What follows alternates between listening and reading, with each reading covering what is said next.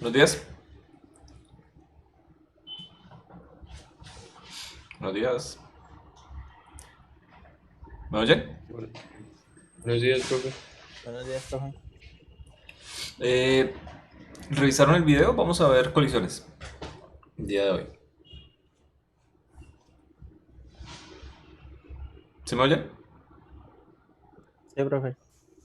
Es que no, no sé, todo puede fallar. Listo. ¿Tiene alguna duda del material?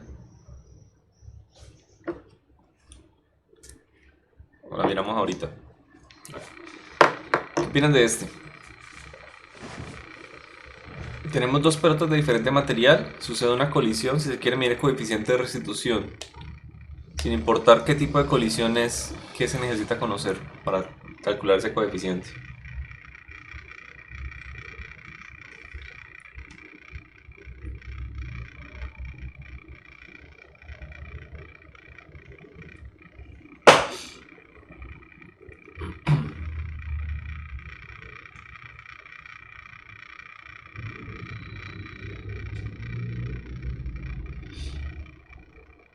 De a uno, de a uno.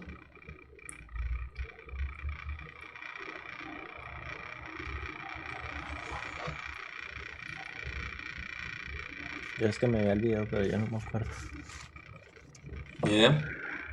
Bueno, por acá tengo el coeficiente. Este. ¿Sí se acuerdan de la ecuación? Ahora sí. Por eso. Bueno, ¿de dónde sale ese coeficiente? Ese coeficiente de hecho sale de la parte elástica. Es decir, cuando nosotros calculamos una colisión elástica, seguimos teniendo casi que lo mismo de siempre. Tenemos lo mismo en el sentido de se conserva el momento lineal. ¿Sí? Y ese momento lineal, junto con el momento angular y la energía, si la miramos como que siempre vamos a encontrar un sistema donde se conserva la energía, son de las cosas que se conservan en el universo. O sea, siempre vamos a tener un sistema donde nosotros podemos agrandarlo un poco más y encontrar otro tipo de conservación. ¿De acuerdo? O sea, la energía, por ejemplo, que la Tierra tiene con respecto al Sol, la energía que irradiamos, etcétera. Si encerramos el sistema solar, de pronto la energía total se conserve, ¿sí? Pero la del Sol se irradia un poco más, pero si encerramos la galaxia, de pronto se conserve, así. Siempre vamos a tener un sistema un poco más grande. Entonces, con la conservación del momento lineal y de la energía cinética, o sea, cuando el delta de esas cosas son igual a cero, nosotros podemos llegar a obtener ese coeficiente de restitución. Es decir, conservación de momento. Planteamos por acá dos masitas.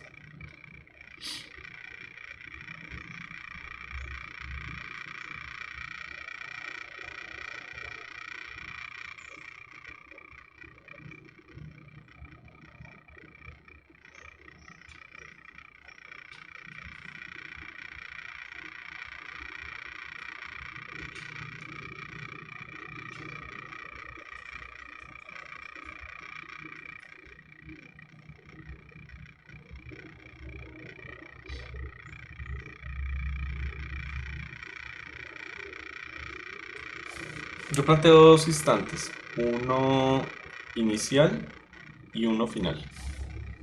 Y eso es lo bueno de cuando nosotros miramos colisiones. O sea, a mí solamente me interesa el cambio del momento. Recuerden la ecuación de impulso que me decía mide una integral grande que era con fuerzas y el tiempo, ¿ok?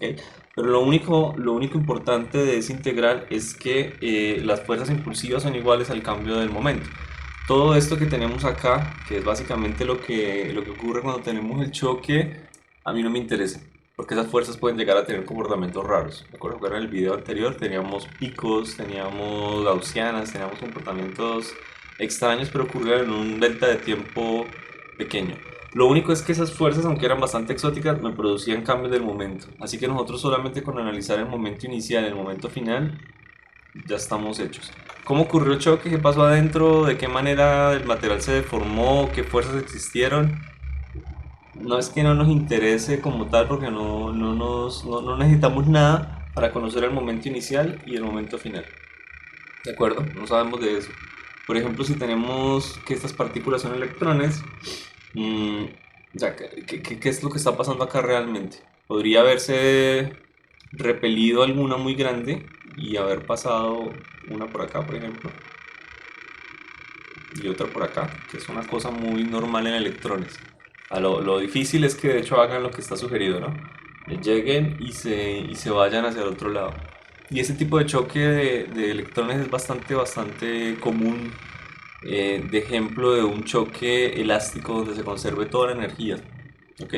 Y choque es que ni siquiera están cerca, o sea, ni siquiera llegan a colisionar una con la otra, simplemente que su distancia es tal que se puede considerar la fuerza eléctrica como una fuerza bastante dominante sobre todas las demás, entonces se considera que es un choque. Hay otros problemas con ese tipo de colisiones entre electrones, por ejemplo, muchas veces se encuentra algo por el estilo.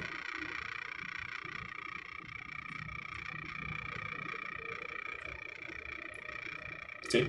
Y no se sabe cuál de las dos pasó. O sea, ¿el electrón uno fue el que se fue para arriba o el electrón 2 fue el que se fue para arriba? Es difícil distinguir una partícula elemental de otra, sobre todo cuando son idénticas y son pues, partículas elementales. No sé si ustedes sabían, el electrón lo es y el protón no lo es, por ejemplo. Si eso lo hablamos ayer o no. No, pero creo que en química lo alcanzamos a ver el semestre pasado. Ah, ok. El protón y los neutrones están compuestos de más partículas. Estas, por ejemplo, el quark. Mire los cuantos, o sea, mire la energía que las compone. ¿Sí? Tenemos 2/3 de la carga del electrón positiva, menos 1/3 de la carga del electrón negativa. O sea, la carga del electrón es la carga elemental. Eso no hay duda. Y esa la tomamos como la carga elemental porque no podemos llegar a dividir el electrón en más cosas.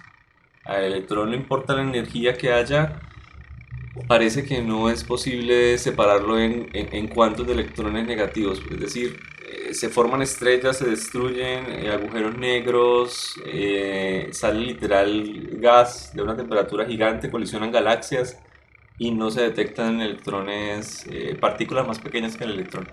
Entonces se supone por ahora esa es la carga elemental. ¿Qué pasa con los protones? Los neutrones están compuestos de más partículas y en general son 6. Bueno, son más, de hecho, porque también hay antipartículas de estas. Por acá está, miren, son las mismas. Down, son los nombres, UD, y están las antipartículas elementales. Entonces, hay muchísimas cosas. ¿Se acuerdan cuando les hablé de la fuerza nuclear fuerte? La fuerza que mantiene los átomos unidos. Em, Perdón, entre partículas nucleares, o sea, básicamente estas partículas que tenemos acá. Esta es la fuerza nuclear débil, el decaimiento de piones. Estas son partículas que se crean y se destruyen muy rápidamente cuando algunos materiales, como por ejemplo el uranio, decae, es decir, se dividen más cosas. Salen estas partículas, interaccionan y casi siempre una interactúa con la otra o con su versión negativa y se destruyen. O sea, se crean y se cancelan de una vez, no pasa nada, se libera energía solamente. Hay varias cosas acá interesantes. El cuento es. Se me perdió. El cuento es que las colisiones de esto es bastante complicado. Nosotros cuando llegamos cogemos una pelotica y la estrellamos con una pared y vuelve a la misma velocidad a la mano o vuelve a la misma altura, decimos, ese choque es elástico. Pero realmente se perdió energía en el sonido, en la vibración, etc. El choque de electrones sí es realmente elástico. Puedo chocar miles de electrones y nunca voy a perder este coeficiente de restitución, por así decirlo, igual a 1. O sea, nunca voy a perder energía cinética. ¿De acuerdo? Va a ser un choque completamente elástico. Vamos a mirar qué significa eso. Bien, si yo tengo estas dos partículas, puedo llegar a plantear dos ecuaciones. Para la conservación del momento lineal, puedo llegar a decir, bueno, tengo la masa 1 por la velocidad 1 inicial, más la masa 2 por la velocidad 2 inicial, ¿cierto? Que es el momento inicial, o sea, cada una de las dos. No le estoy colocando como uno positivo, dos negativo, que es como está en el dibujo. Voy a dejarlo todo positivo y dejar que los signos hablen, mejor dicho, dejar las ecuaciones lo más generales posibles.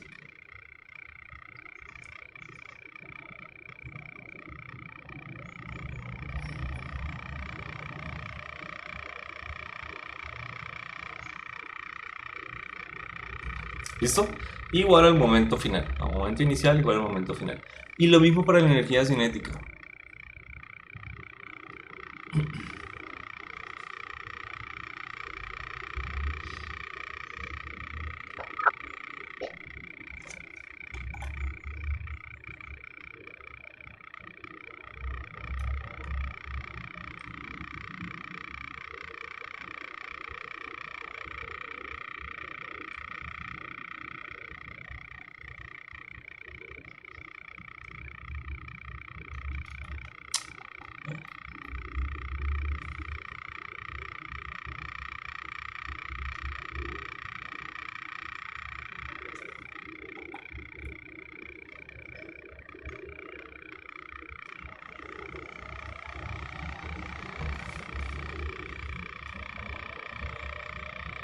Listo.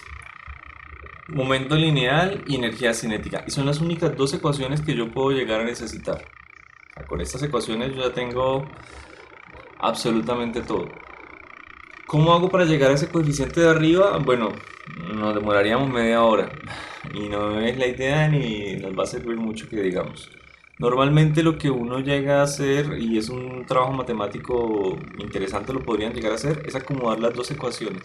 Yo puedo llegar a acomodar la de abajo, de manera que quede aquí, por ejemplo, velocidad 1 inicial al cuadrado, menos velocidad 1 final al cuadrado. ¿Ok? O la resta de los cuadrados. ¿Por qué? Porque yo puedo escribir la resta de los cuadrados como el producto de los cuadrados por el producto, perdón, la suma de los cuadrados más la resta de por la resta de los cuadrados. O sea, como un producto de nivel 1. ¿Sí me entienden? Algo así. Sí. En el video también creo que explicaban de dónde salía la fórmula, o sea, no dan todas las ecuaciones. ¿El video lo explicaba? Pues creo que sí, porque yo las tengo acá en el cuaderno anotadas. Lo que yo no entendí, profe, es por qué sale negativo al final. Sí, eso Coeficiente. también me dio curiosidad a mí, porque sale negativo. Vamos a ver. Bueno, en fin, o sea, yo puedo llegar y hacer las dos ecuaciones que me queden de esta forma. Por supuesto, la de arriba directamente me va a dar ese término y las divido. ¿Ok? Las divido en las dos ecuaciones. Y cuando usted hace esto, le queda algo muy parecido a lo que está acá, pero no va a quedar exactamente así. Ya hoy se lo muestro. Le va a quedar esta ecuación exactamente.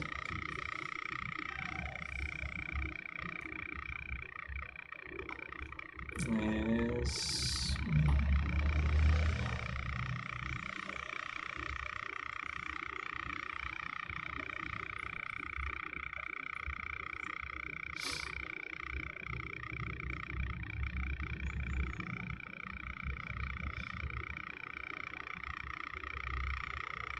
Listo. ¿Cómo así que queda negativo? ¿Qué es lo que queda negativo? ¿El coeficiente? ¿Este menos es el que no entiende? Es... Sí, señor. Ok, ahorita lo miramos. Realmente le va a quedar algo parecido a esto. Bueno, este queda del lado de la izquierda y este queda del lado de la derecha. O sea, me queda incluso muy bonita la ecuación. Algo por el estilo. Sí, porque yo quito la parte negativa, los menos, como les digo. Yo estoy asociando por este término y ese término lo voy a dividir porque me va a salir de las dos ecuaciones. La del momento y de la energía cinética. Y ese es el término que cuando yo divido las ecuaciones se cancela. Demoran media hora, pero deberían hacerlo para que repasen esa parte. Si les explico esa parte, no explico lo siguiente. No explico más. Se acabó la clase. ¿Listo? Bien. Es decir, yo paso esto para el otro lado y acá me quedaría con esto. O sea, ese es el primer término que uno obtiene, de hecho, antes del que escribe. ¿Sí? Es un término bastante sencillo. Y yo lo organizo de la manera que está abajo. ¿Por qué? Porque yo tengo la necesidad de llegar a plantear una velocidad que nosotros llegamos y hacemos como relativa antes del choque y después del choque. Me explico. Si yo llego y me paro aquí en esta partícula como sistema de referencia o acá en esta partícula como sistema de referencia, a mí casi que no me interesan algunas cosas como otro sistema de coordenadas. ¿ok? O sea, yo no necesito una tercera partícula, yo no necesito alguien que esté por acá afuera totalmente estático describiendo cómo es el choque. Si yo me paro en la partícula 2, lo único que yo necesito mirar es lo que la partícula 2 me está describiendo. O sea, la velocidad de 1 vista desde 2. ¿Sí? Antes y después del choque. Velocidad de 1 vista desde 2, velocidad de 1 vista desde 2. Si eso es así, si yo me paro en la partícula 2, ¿cuál es la velocidad de la partícula 2? ¿O cuál es el movimiento que tiene la partícula 2? Cero, ¿no? Cero, pero el observador nunca se da cuenta de su movimiento. Y yo puedo llegar a reducir muchas ecuaciones. ¿Ok? Entonces, si se intenta hacer eso, por eso es que se obtiene una ecuación bastante similar a esta que tenemos acá. Es decir, yo desde este punto, yo llego y digo, bueno, tengo acá la velocidad de 1 vista desde 2, miren los índices, ¿sí? 1 menos 2. Y tengo a la derecha algo parecido, pero pues no está cuadrando por este menos. De aquí necesito que esté primero la velocidad de 1 y menos la velocidad de 2. Así que por eso es que se factoriza ese menos que está ahí. Y yo llego y paso esto al otro lado a dividir. Es decir, me quedo acá con un 1 igual al menos que voy a factorizar. Así que estos dos van a intercambiar de signo.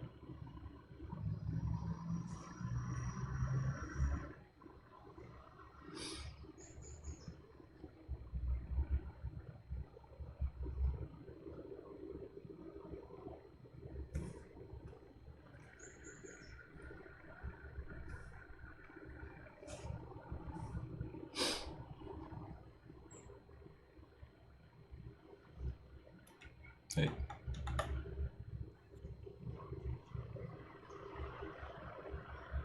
Inicia el profe, ¿no? ¿Dónde? Ah, sí, en verdad.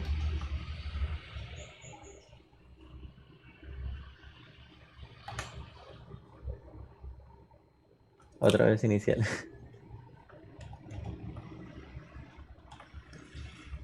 Ando como enfermo, me da cuenta. Listo. A eso me refiero. Saqué el menos y ese menos no me está cambiando el signo de la velocidad 1 final. ¿De acuerdo? Ese menos está aplicándose a todo el resto del término. Bien. ¿Por qué lo hago así? Porque podría llegar y coger esto que son las finales y pasarlas para el otro lado. ¿Cierto? No, nada me lo impide, porque escojo este orden tan particular, el cual me permite llegar y básicamente lo que estoy haciendo es velocidad de una vista desde 2 final sobre velocidad de una vista desde 2 inicial. O sea, ¿por qué necesito arriba la velocidad relativa final sobre la velocidad relativa inicial? Vamos a ver. ¿Qué pasa en este choque cuando es elástico o cómo se interpreta esa ecuación? Por ejemplo, en este choque particular, ¿qué observa 2 de la velocidad de 1? ¿Que es positivo o negativo? O sea, ¿se está moviendo en dirección de X o dirección negativa? Eso es todo lo que necesitamos saber.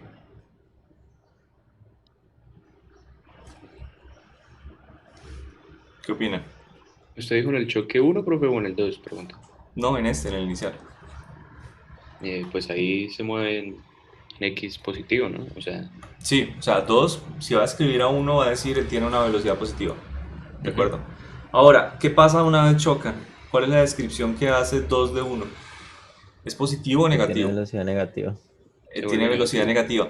Incluso sí, y puede llegar a pasar lo siguiente. 2 no se mueve. La 2 está totalmente quieto y viene 1 y lo choca. Si los dos tienen cierta relación de masa, casi que la posición de 2 se ve reemplazada por 1. Ahorita vamos a ver otra ecuación que me permite saber esto un poco mejor. Pero o sea, es posible que si 2 no tiene ninguna velocidad, 1 simplemente ocupe el lugar que tenía 2 y 2 sea el que se desplace hacia la derecha. ¿Ok? Sin importar cuál sea la opción que puede llegar a pasar, si yo me paro en la partícula 2, yo observo que 1 se está quedando quieto. Es decir, yo me estoy moviendo a la derecha, por lo tanto 1 se sigue moviendo hacia la izquierda. ¿Sí? Sin importar cuál sea mi situación física, sin importar cuál sea la relación de masas, Para el choque final, siempre la partícula uno se va a mover hacia la izquierda desde el sistema de referenciados. O sea, Profe, señor. una pregunta. ¿Y ese sistema de referencia, digamos que no tiene ningún problema por el tema de ser inercial de pronto ahí con lo que dice usted, que está en reposo de pronto y la otra partícula lo llega a mover? ¿No gana cierta aceleración? La gana durante esto, la gana acá, en el choque. Pero estamos mirando antes y después del choque. O sea, la gana acá, mejor dicho. Porque son fuerzas que pueden llegar a ser variables. La fuerza eléctrica disminuye con la distancia al cuadrado. ¿Sí? Es muy parecida a la fuerza de Newton.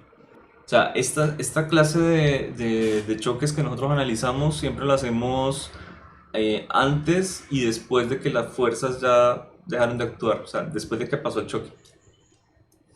Ah, o sea que en ese momento ya no hay aceleración, sino velocidad constante. Ajá, viene un asteroide, interactúa con la Tierra, con el sistema solar y sale. Vamos a mirar la conservación del momento antes de que entró en el campo gravitacional del sistema solar y después y va a ser el mismo, se va a conservar. Si se divide en dos, por ejemplo. ¿De acuerdo? Pero analizar el choque como tal nunca lo hacemos. ¿Para qué? Vale. O sea, no, sí lo hacemos, pero no ustedes. Es a lo que me refiero. Porque es muy complicado. Recuerden que es una integral de fuerzas con respecto al tiempo. Es una cosa así, es una cosa fuerte, ¿de acuerdo? Porque hay que mirar qué tipo de fuerzas son y hay que integrarlas con respecto al tiempo. Pues pueden ser gaussianas, pueden ser cosas cuadraditas bonitas, pero la mayoría no lo son. Pueden ser fuerzas bastante complejas. Entonces no nos interesa. Solo nos interesa el cambio que tuvieron esas fuerzas, o sea, lo que produjeron. Es que el momento pudo haber cambiado. ¿Listo? Listo, profe. Bueno, listo. De hecho, les puedo mostrar exactamente a qué me refiero acá. Mm.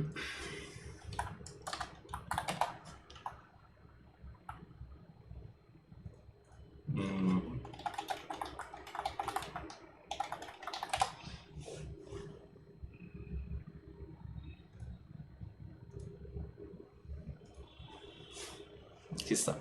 Los que se van a estudiar después de clases. Ok. Choque frontal. De acuerdo, la partícula 1 y la partícula 2 tienen la misma masa. Y estas, las esferas de billar, las bolas de billar, intentan ser lo más elásticas posible. O sea, están hechas de material, antes era marfil, ahora creo que es un sintético. De manera que el choque sea muy elástico. De hecho, creo que las bandas que tienen acá se calientan para lo mismo. ¿De acuerdo? Para que cuando choque alguna partícula no pierda energía. La pierde eventualmente, pero funciona bastante bien por unos periodos cortos. Entonces miren lo que pasa con el choque. Básicamente como las dos tienen la misma masa, esta viene, la colisiona y la reemplaza. ¿De acuerdo? Si miramos de nuevo la velocidad 1, es decir, la velocidad de la bola amarilla desde la blanca, esta se mueve hacia la derecha. ¿De acuerdo? Luego es la blanca la que se mueve a la derecha, pero desde la perspectiva de la blanca, la amarilla empieza a moverse hacia la izquierda, es decir, la blanca nunca se movió, ¿de acuerdo? Desde la perspectiva de la blanca, la amarilla se acercó y luego la amarilla se alejó. Pero nosotros sabemos desde nuestro observador que lo que está sucediendo pues, es esto, el video, pero para la blanca no es lo que ocurre. Para la blanca la amarilla se le acerca y luego la amarilla se aleja, así tal cual. ¿De acuerdo? De acuerdo. Ok. ¿Por qué hago tanta fuerza en este punto? Porque es lo que pasa en estas dos ecuaciones. O sea, tenemos la velocidad relativa, que es positiva o es negativa, no lo sé. Y tenemos acá la velocidad relativa, que es del signo contrario. ¿Ok? Sí, sí, porque primero pues viene y después van, ¿no? Así que Siempre. van a ser de signos contrarios. Entonces, como son de signo contrario, quiere decir que esto realmente nunca es negativo. Siempre me va a aparecer de la derecha un menos arriba o un menos abajo, y cuando yo lo aplico con este menos, me va a dar a la izquierda algo positivo. Siempre me va a dar positivo. ¿De acuerdo? Y no solamente eso, sino que aquí como tenemos un 1, o sea, esto es igual a 1, yo puedo llegar y decir, bien, las partículas vinieron y chocaron a 30 metros sobre segundo. ¿Sí? La partícula 2, por ejemplo, estaba quieta, entonces la 1 tenía 30 metros sobre segundo. Y luego de que se separaron, luego de que chocaran, la partícula se alejó a 30 metros sobre segundo también, pero en dirección contraria. Así que yo llego y cojo 30 sobre menos 30, me da menos 30 y con este menos me queda más 30. O sea, 30 sobre 30 me da 1 y obtengo el resultado. O sea, siempre me va a dar lo mismo, ¿de acuerdo? Siempre que es un choque positivo. Obviamente, esto es velocidad relativa y la cosa podría ser diferente. Podría ser que la partícula 1 esté a 5 metros sobre segundo a la derecha y la partícula 2 esté con 25 metros sobre segundo a la izquierda. Es decir, la velocidad relativa entre los dos es 30. ¿Sí? Es Sí. 30. Pero individualmente tienen velocidades diferentes. Y luego cuando choquen, dependiendo de las masas, individualmente van a tener velocidades diferentes. Puede ser que una se vaya con 15 y la otra también con 15. Pero la velocidad relativa entre los dos siempre fue la misma, 30 sobre 30. 1. ¿De acuerdo? Una negativa, otra positiva. Con el menos me da Profe, 1 positivo. Señor. y en el caso de, por ejemplo, bueno, no, es que estaba pensando en otro caso, pero me acabo de dar cuenta que entonces no sería choque elástico, sino inelástico, de que, por ejemplo, cuando las masas chocan, pero se sigue moviendo, o sea, como hay una masa más grande, se sigue moviendo hacia la misma dirección, ¿sí me entiendes? Podemos mirar todos Como los que se casos con la juntan. misma ecuación. Sí, pero ya no daría uno, ¿no? No, pero justamente ya acabé. O sea, esto me da 1 Quiero primero dejar esto claro. ¿Sí está claro el comportamiento de esta parte? Yo sí entendí. Sí, perfecto. Ahora miremos el caso más extremo que podría pasar. El caso más extremo que podría pasar, las partículas ya no se van cada una por su lado. Es decir, las partículas se van juntas. Ya no es una pared, ya es una pelota elástica contra la pared, sino un huevo contra la pared. ¿Listo? ¿Sí se acuerdan de ese caso? Sí, no lo veo en la clase pasada. Bueno, y en el video lo aclaran como el caso inelástico, ¿de acuerdo? Cuando las partículas tienen la misma velocidad final. Si algo tiene la misma velocidad final, ¿cuánto me da la velocidad relativa entre ellas final? Pero, 0. ¿Y cuánto me da cualquier cosa dividiendo a 0?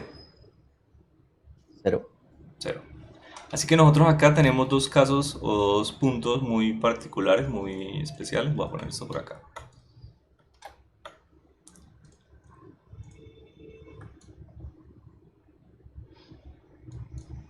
¿Listo? Por aquí vamos a tener un 1, que es cuando el choque es completamente elástico.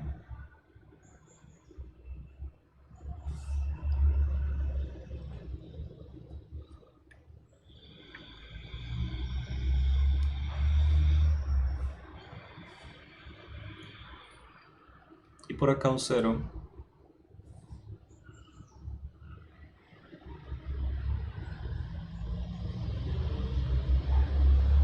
Que creo que en el video lo define como perfectamente inelástico, si no estoy mal. sí. Ok. Les digo, lo definen porque hay libros donde hacen lo contrario. O sea, cogen el perfectamente elástico arriba, entonces la franja blanca, que ya vamos a ver qué es, la toman como elástico y perfectamente inelástico abajo. ¿Listo? Acá tenemos tipo de choque, por ejemplo.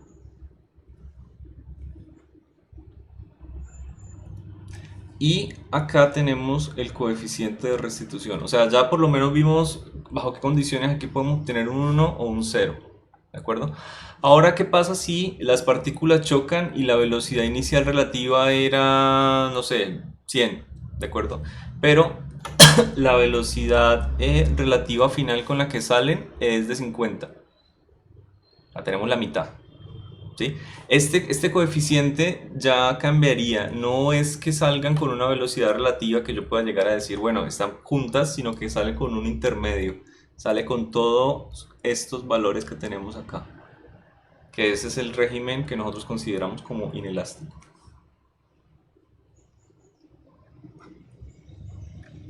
¿Qué ocurre? Si nosotros queremos mirar algo elástico como el rebote de una pelota contra la pared, resulta que es inelástico, o sea, puede ser 0,99.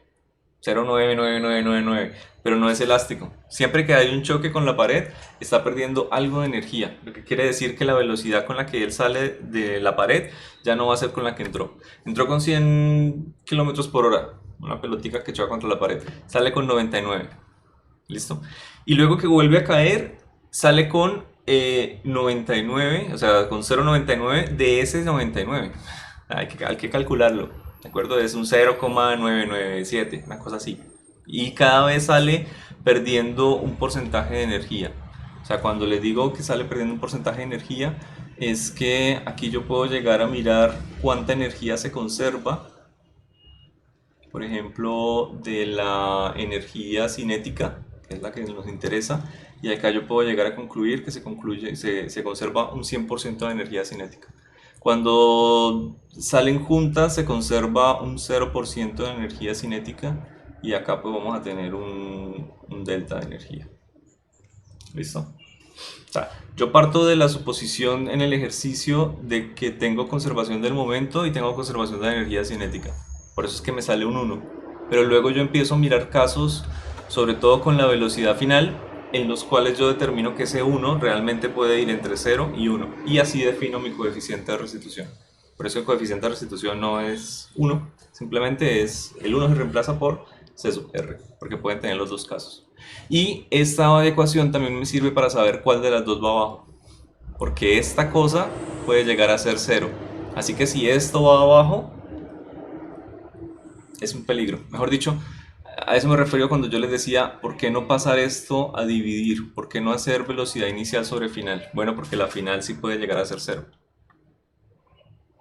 ¿De acuerdo? Obtendría un 1 del otro lado. Sí, pero la final no puede ser 0. Ahora, ¿la velocidad relativa inicial puede ser 0? O sea, este término que tenemos acá. ¿Qué opinan? No, porque eso significaría que la partícula no va a chocar, ¿no? O sea, Exacto. significaría que tenga una partícula Puede estar estática. la partícula 1 o la partícula 2 moviéndose a la misma velocidad, o puede ser que las dos estén estáticas, exacto, pero la velocidad relativa entre las dos es 0. O sea, que nunca se van a chocar. Entonces no me interesa mucho ese caso. No me interesa cuando eso sea 0. Porque matemáticamente aquí tendría, no sé, 3 sobre, lo cual sería imposible, 3 sobre 0. Ya, ahí tengo un error, división por 0. ¿Listo? Ese es el término. Normalmente es mejor aprendérselo, por así decirlo, algo por el estilo. ¿Listo? Como la velocidad relativa. O como está arriba, como está acá en el documento. Cualquiera sirve. Pero bueno, ahí ya quedó explicado los casos más extremos. ¿Les quedó claro? Sí, profe. ¿Todos igual? Profe, Mire ya todo el tiempo que llevamos y solamente les expliqué el término como tal, no llegamos al término.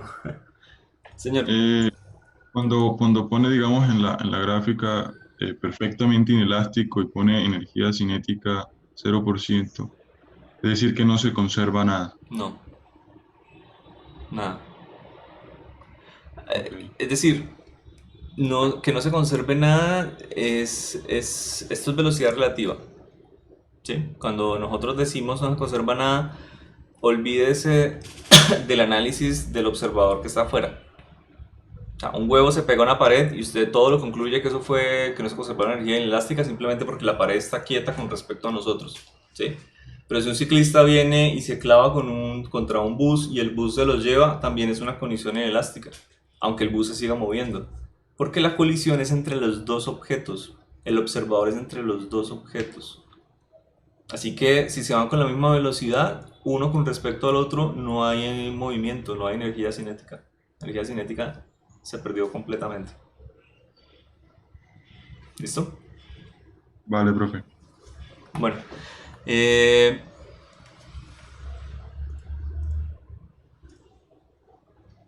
opinan de esto? En un choque elástico no hay pérdida de energía mecánica asociada al impacto. Esto quiere decir que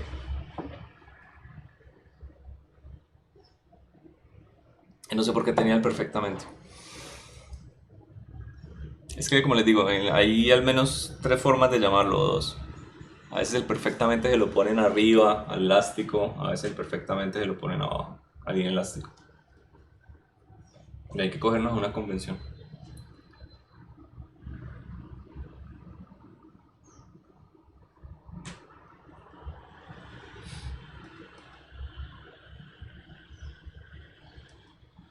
La A, profe. Sí, la A. ¿Seguros? Ah, pero aquí se me ha quedado la respuesta. Ya, ahí está. Ah, Listo, sí, tal cual. Energía cinética del momento lineal permanece constante antes y después de la colisión. Listo. No, para el otro grupo la puse y de una vez dijeron la A. ¿Y por qué? Porque está abajo. Ok. ¿Qué opinan de este? En un choque perfectamente inelástico hay pérdida de la energía mecánica asociada al impacto. ¿Qué quiere decir?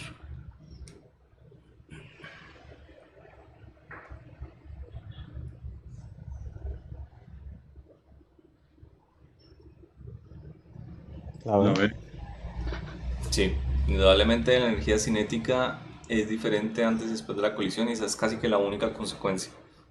¿De acuerdo? Finalmente, revisemos un poquito esta ecuación. Yo creo que ustedes la vieron, ¿no? ¿La revisaron? ¿Sí saben cuál es? Pero, profe, que sí me suena.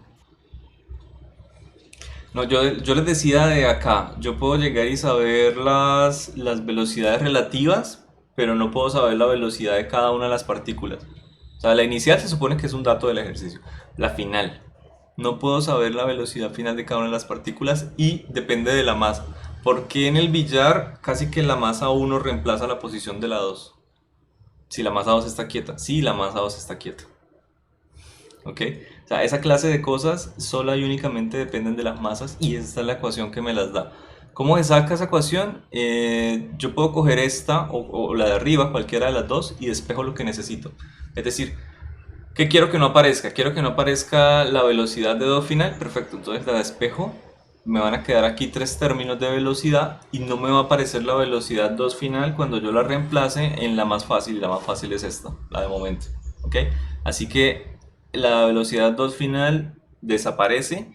Simplemente despejo la velocidad 1 final y me quedo con esto. Esta ecuación que solamente depende de todo lo demás, menos la velocidad 2 final. ¿Ok? Es como... esta cosa se demora una media hora en hacerlo todo, pero es con estas dos ecuaciones. Literal, asocio los términos así, las divido, obtengo la relación de velocidades y luego reemplazo de nuevo en la primera. Y ese es todo el trabajo matemático que hay que hacer. Lo pueden hacer para practicar. Sí. Ok. Entonces, obtengo estas dos ecuaciones que de hecho cuando estábamos en la parte presencial, pues usted tenía que memorizarlas, ¿no? Y tienen bastante facilidad memotécnica. Por ejemplo, estoy hallando la velocidad de la partícula 1 final. Y yo ya sé que si quiero hallar la de la partícula 1, es la velocidad de 1 inicial la que va a tener la resta de las masas y va a comenzar con 1. ¿Listo? Así que si quiero averiguar la velocidad 2 final, va a ser la velocidad 2 inicial la que va a tener la resta de las masas y va a comenzar con 2. Esa era toda la memotecnia. Bueno, excepto que la que no es la velocidad 1, es decir, la velocidad 2, va a tener el 2 veces la masa 2. Lo mismo abajo, la velocidad 1 inicial va a tener 2 veces la masa 1. Y con eso y un poquito de práctica era muy sencillo acordarse de estas dos ecuaciones. ¿Ok? Ok. Pero qué pereza tener que memorizarla. Bueno, ahí está más o menos. Listo. Pues sí. Otra posibilidad de reducir estas ecuaciones era decir el caso cuando yo tenía la partícula 2 estática, ¿sí? Es decir, la bola de billar que estaba en el video. Esta no se está moviendo. O simplemente voy a tomar todas las velocidades como relativas, es decir, voy a restar de cada velocidad la velocidad de 2 inicial. Pues acá me quedaría v sub 2 inicial menos v sub 2 inicial y eso es lo que va a ser el producto con el de la izquierda. ¿Qué va a pasar? Pues que esto me da 0. Y si hago lo mismo pero aquí con el de la izquierda, v sub 2 inicial, pues me queda la velocidad de 1 vista desde 2. ¿Listo? O sea, cualquiera de los dos casos que yo haga es exactamente igual y en sentido práctico me está eliminando este término de acá. ¿Sí? O sea que esta ecuación se puede reducir todavía más. Se puede reducir todavía más. ¿Por qué es útil eso? Porque me permite hacer el análisis mucho más sencillo. O sea, la ecuación ya se ve grande, ya se ve como voluminosa, no tiene por qué hacerlo. Yo puedo siempre eliminar la velocidad 2 y decir que es igual a cero. Siempre. ¿De acuerdo?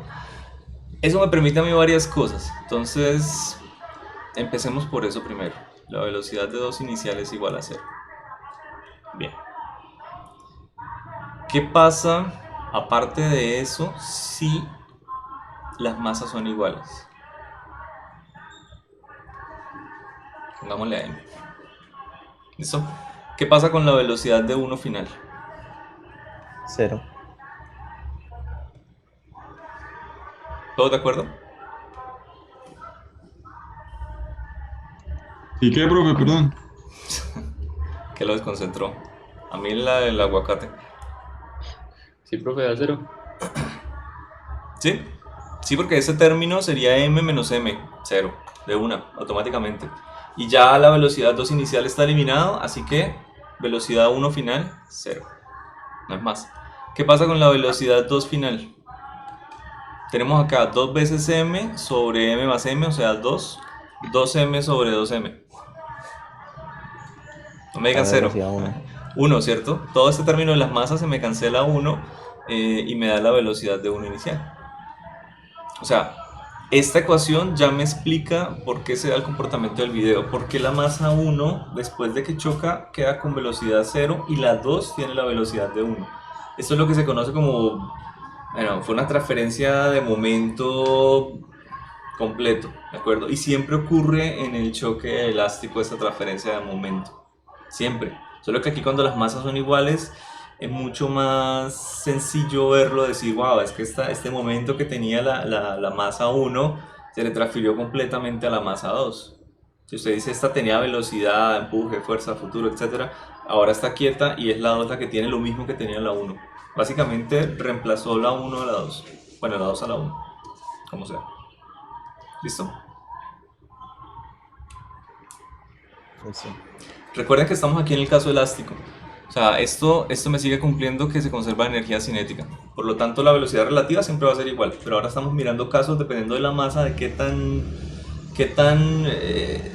cuál se lleva la mayor velocidad, si la 1 o la 2. Bueno. ¿Qué pasaría si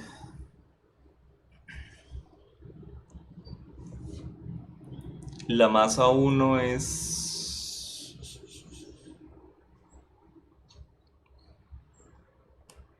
mucho más pequeña que la masa 2? Mucho más pequeña quiere decir que la masa 1 es insignificante. ¿De acuerdo? Cuando hay un significante es, aquí tengo algo insignificante menos un elefante. Y acá tengo algo insignificante más un elefante. O sea, olvídese de esto es igual a 0. Esta cosa por pequeñito. Y eso también es igual a 0. Así que me da el resultado de menos m2 sobre m2. Menos B1. No, mentras, menos 1, pero por B1. Ajá. O sea que me da aquí que la velocidad de 1 final es la misma que él tenía, pero con signo contrario. ¿Ok? ¿Y qué le pasa a la velocidad de 2 final?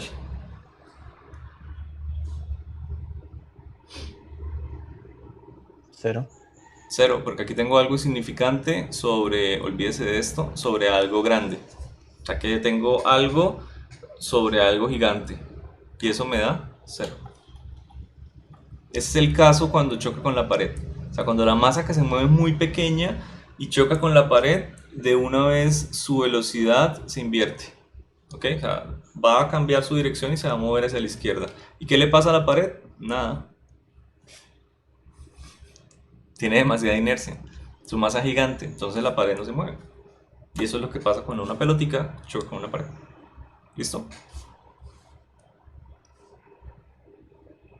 ¿Sí está claro?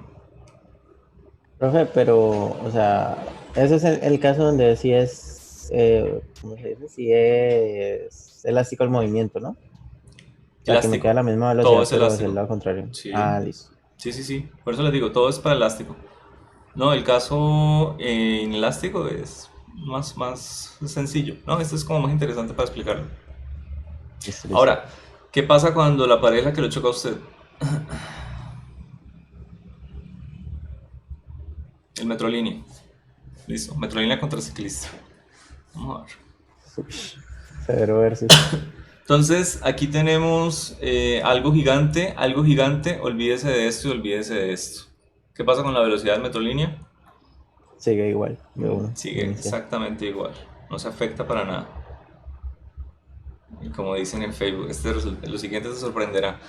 ¿Qué pasa cuando tenemos acá esto insignificante?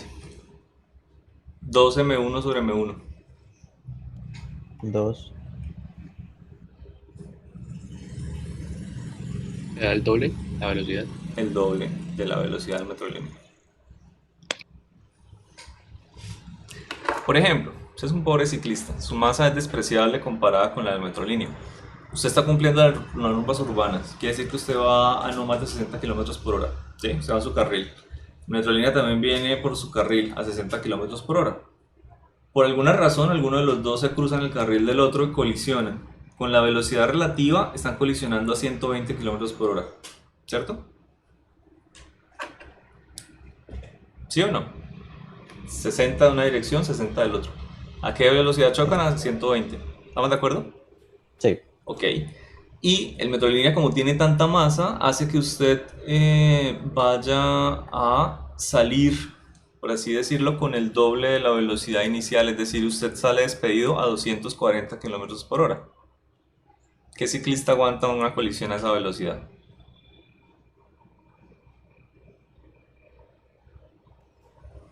Ninguno. Bueno, ahora ponga la cosa de que vayan a 20. Él viene a 20, usted va a 20, la colisión por la velocidad relativa es a 40 y usted sale despedido a 80. Tiene más posibilidades salvarse de una colisión a 80 km por hora, pero una colisión a 80 km por hora es igual salvaje. ¿No les parece? Claro.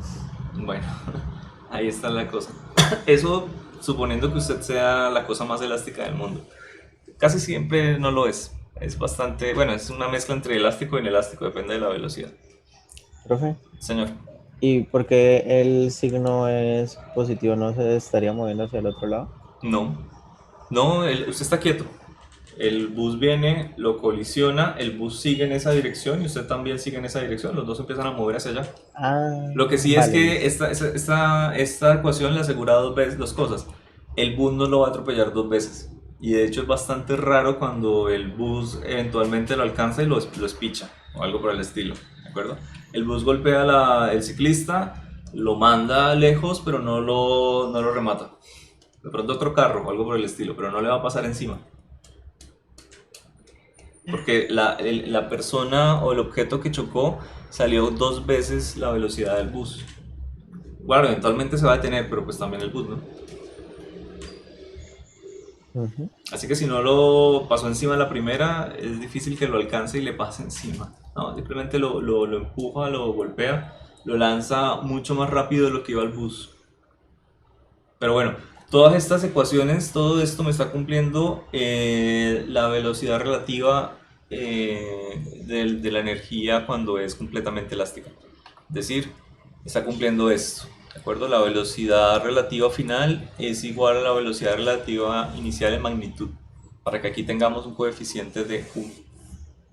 ¿Listo? ¿Por qué razón este sale dos veces? Ah, bueno, porque es que el bus se sigue moviendo a la velocidad inicial. Entonces me tiene que seguir conservando, me tiene que seguir cumpliendo. ¿Listo? El bus viene a 30 km por hora. Perfecto, golpeó un objeto, ese sale a 60. Pero el bus se sigue moviendo a 30 km por hora. ¿Cuál es la velocidad relativa final? 30 km por hora. Se siguen moviendo uno con respecto al otro a 30 km por hora. Nunca dejaron de hacerlo. ¿Listo? Listo. Pero es como raro pensar eso, ¿no? O sea, que... No, pero desde el punto de vista del ciclista, el bus venía hacia él y luego de que lo chocó, mientras él se aleja mucho más rápido, el bus se aleja de él. O sea, me está cumpliendo en todas y cada uno de los casos, me está cumpliendo exactamente lo mismo. Siempre el objeto que está, el 2, ve cómo uno llega, lo choca y después se va. Incluso la pared, cuando ve que la pelotica llega, la choca y después se va.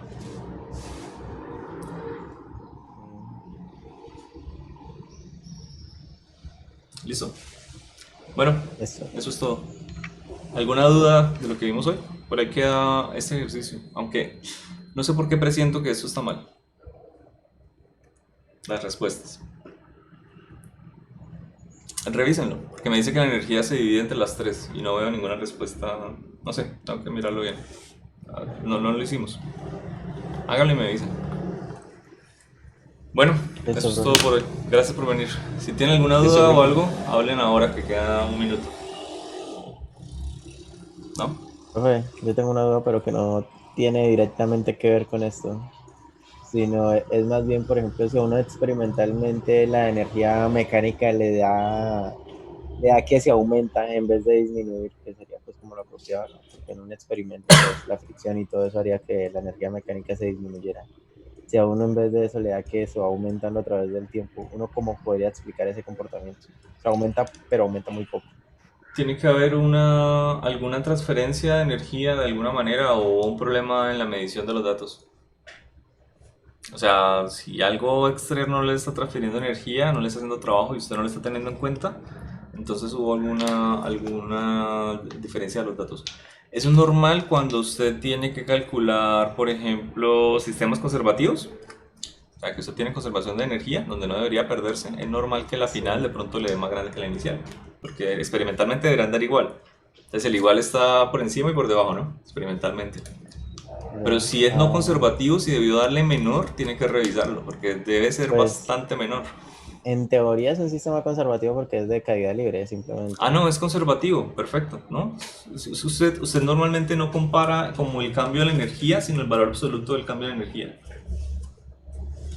Porque es que para qué va a comparar el Ah, cambio, o sea, a mí no me interesa decir, bueno, yo tenía tanta energía inicial, 1000 julios, por ejemplo, y terminé con 1100.